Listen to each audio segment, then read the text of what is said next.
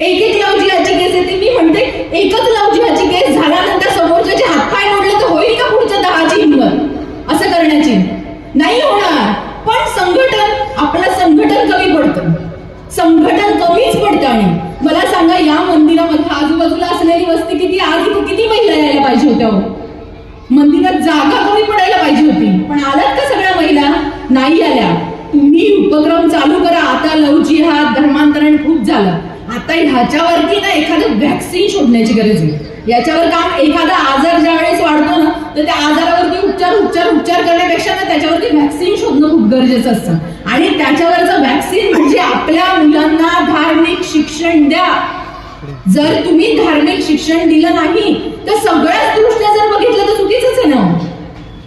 आज बाहेरचे जे देश आहेत ते आपले ग्रंथ आहेत त्यांच्या सिलेबस मध्ये ऍड करतायत आणि आपण आहे की तेही त्यांना शिकवायला बघत नाही. तुम्ही लहान मुलांसाठी बाल संस्कार वर्गांचं आयोजन करा, एकत्रित व्हा, संघटित व्हा. पूर्वीच्या काळामध्ये असं होतं की मंदिरं खूप कमी होती पण भरगच्च भरलेली असायची. आता मंदिरं फार जास्त झाली आहेत पण भरलेली आहेत का? सकाळी संध्याकाळी कुठे असतं, कोण असतं मंदिरामध्ये सांगा ना मला? हरिपाठ होतो. किती जणांमध्ये तो ज्येष्ठ फक्त 5-6 नागरिक येतात, 10 नागरिक येतात, खूप जास्त झालं तर 20 येतात.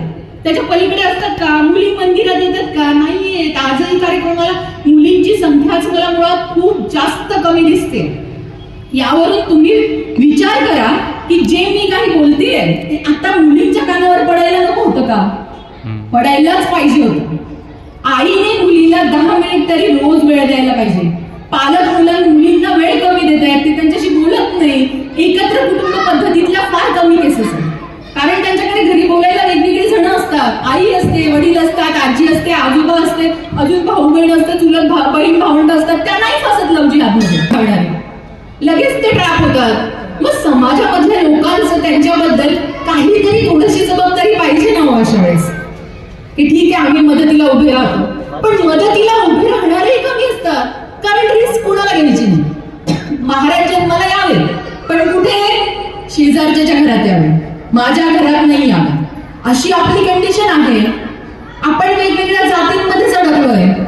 आणि बाल संस्कार वर्ग सुरू करायचा. बाल संस्कार वर्गाच्या सिलेबस संदर्भात, कशाही संदर्भात तुमच्या मनात काहीही अडचणी असतील तर तुम्ही माझा संपर्क घ्या दादांकडनं आणि मला कधीही संपर्क करा. मी त्याची पुस्तकं तुम्हाला देईन. तो बाल संस्कार वर्ग फक्त रविवारच्या दिवशी 2 तासच तुम्ही घ्यायचा आहे. सगळ्या बाळगोपाळांना गोळा करा आणि त्यांना हेच शिकवा, तू हिंदू आहेस, तू हिंदू आहेस आणि तुला हे यायलाच पाहिजे. किती कट्टर होती लोक, कशाला धर्मांतरण करणार आहे? एक एक मुलगा एवढा कट्टर झाला ना तर तो आपली